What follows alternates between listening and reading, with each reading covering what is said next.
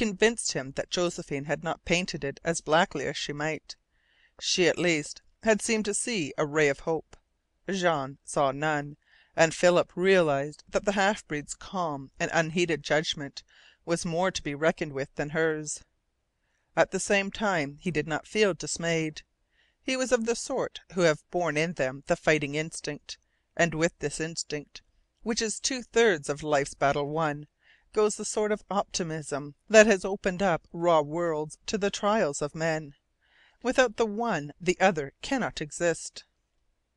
As the blows of his axe cut deep into the birch, Philip knew that so long as there is life and freedom and a sun above it is impossible for hope to become a thing of char and ash. He did not use logic. He simply lived. He was alive, and he loved Josephine. The muscles of his arms were like sinews of rawhide. Every fibre in his body was strung with a splendid strength. His brain was as clear as the unpolluted air that drifted over the cedar and spruce. And now to these tremendous forces had come the added strength of the most wonderful thing in the world, love of a woman. In spite of all that Josephine and Jean had said, in spite of all the odds that might be against him, he was confident of winning whatever fight might be ahead of him. He not only felt confident, but cheerful. He did not try to make Jean understand what it meant to be in camp with the company of a woman for the first time in 2 years. Long after the tents were up and the birch fire was crackling cheerfully in the darkness, Josephine still remained in her tent. But the mere fact that she was there lifted Philip's soul to the skies. And Josephine, with a blanket drawn about her shoulders, lay in the thick gloom of her tent and listened to him. His far-reaching, exuberant whistling seemed to warm her.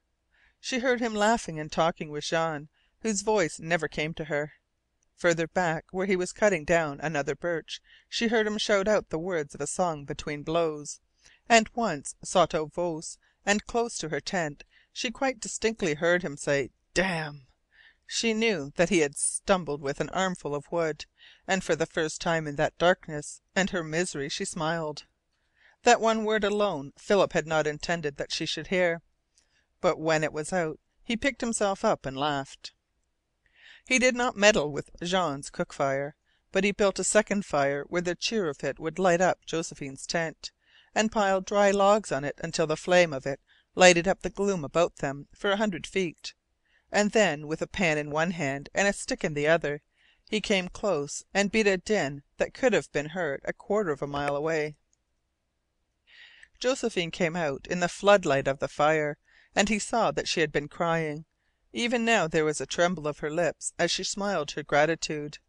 He dropped his pan and stick and went to her. It seemed as if this last hour in the darkness of camp had brought her nearer to him, and he gently took her hands in his own, and held them for a moment close to him. They were cold and trembling, and one of them that had rested under her cheek was damp with tears. "You mustn't do this any more," he whispered. "I'll try not to," she promised. "Please let me stand a little in the warmth of the fire. I'm cold." He led her close to the flaming birch logs, and the heat soon brought a warm flush into her cheeks. Then they went to where Jean had spread out their supper on the ground. When she had seated herself on the pile of blankets they had arranged for her, Josephine looked across at Philip, squatted Indian fashion opposite her, and smiled apologetically. "I'm afraid your opinion of me isn't getting better," she said. "I'm not much of a sport to let you men get supper by yourselves, am I? You see, I'm taking advantage of my birthday." "Oui, ma belle princesse," laughed Jean softly, a tender look coming into his thin, dark face. "And do you remember the other birthdays, years and years ago, when you took advantage of Jean Croisset while he was sleeping? Non, you do not remember." "Yes, I remember." "She was 6, M'sieur," explained Jean, "and while I slept, dreaming of one grand paradise, she cut off my moustaches. They were splendid, those moustaches, but they would never grow right after that, and so I have gone shaven." In spite of her efforts to appear cheerful, Philip could see that Josephine was glad the meal was over, and that she was forcing herself to sip at a second cup of tea on their account. He accompanied her back to the tent after she had bade Jean good night, and as they stood for a moment before the open flap there filled the girl's face a look that was partly of self reproach and partly of wistful entreaty for his understanding and forgiveness. "You have been good to me," she said. "No one can ever know how good you have been to me, what it has meant to me, and I thank you." She bowed her head, and again he restrained the impulse to gather her close up in his arms. When she looked up he was holding something towards her in the palm of his hand. It was a little Bible, worn and frayed at the edges, pathetic in its raggedness. "A long time ago my mother gave me this Bible," he said. "She told me that as long as I carried it and believed in it no harm could come to me.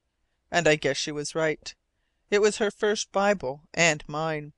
It's grown old and ragged with me, and the water and snow have faded it. I've come to sort of believe that Mother is always near this book. I'd like you to have it, Josephine.